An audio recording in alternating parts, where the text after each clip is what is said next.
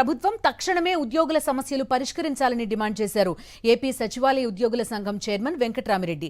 గ్రామ వార్డు సచివాలయాల రేషనలైజేషన్ జీవోను తక్షణమే నిలిపివేయాలని డిమాండ్ చేశారు. రేషనలైజేషన్తో ఉద్యోగులకు సమస్యలు మరింత పెరుగుతాయన్నారు వెంకట్రామిరెడ్డి.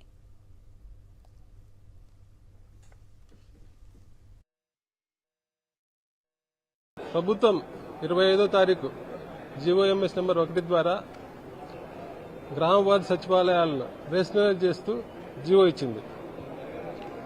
ఈ జీవో యొక్క ముఖ్య ఉద్దేశం సచివాలయాల సంఖ్య తగ్గించడం, సచివాలయ ఉద్యోగుల సంఖ్య తగ్గించడం ఒకటే కనపడింది తప్ప ఎక్కడా కూడా సచివాలయంలో పనిచేస్తున్న ఉద్యోగుల సమస్యలు కానీ వాళ్ళ ఇబ్బందులు కానీ వాటి గురించి ఎక్కడా ప్రస్తావించలే.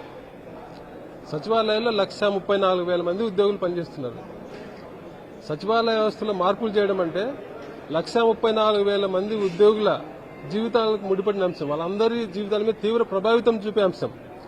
ఇంత ముఖ్యమైన అంశంలో ప్రభుత్వం నిర్ణయం తీసుకునేటప్పుడు, మార్పులు చేసేటప్పుడు ఒక కమిటీని వేయడం కానీ, ఉద్యోగ సంఘాలతో చర్చించడం కానీ, ఉద్యోగుల అభిప్రాయాలు సేకరించడం కానీ ఇలాంటివి ఏమీ చేయకుండా ఏకపక్షంగా తను ఏదైతే అనుకున్నదో దాని ప్రకారం ఉద్యోగులకు నష్టం కలిగేలాగా నిర్ణయం తీసుకోవడం అనేది నిజంగా బాధాకరం. దానివల్ల ఉద్యోగులందరూ చాలా ఆందోళనకు గురవుతున్నారు, భయాందోళనలు చెందుతున్నారు.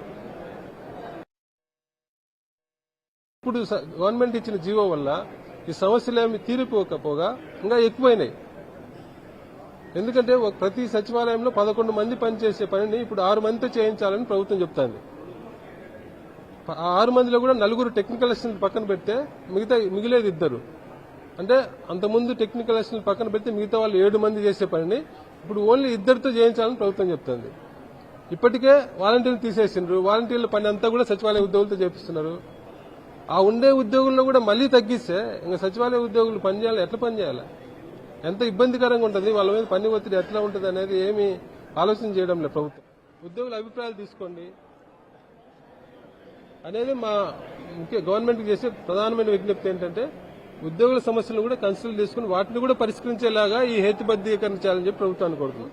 ఈ అంశాలన్నీ పరిశీలించి సీఎస్ గారు న్యాయం చేస్తారని, ఉద్యోగుల సమస్యలు పరిష్కరించేలాగా చేస్తారని చెప్పి ఆశిస్తున్నాం. అంతవరకు ఈ జీవో నిలుపుదల చేయాలని చెప్పి కూడా ప్రభుత్వాన్ని కోరుతున్నాం.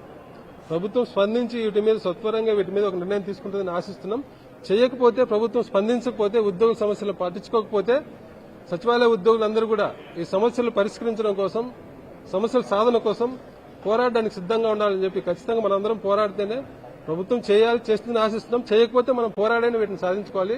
ఆ పోరాటాలకు కూడా సచివాలయ ఉద్యోగులు సిద్ధంగా ఉండాలని చెప్పి కోరుతున్నాం.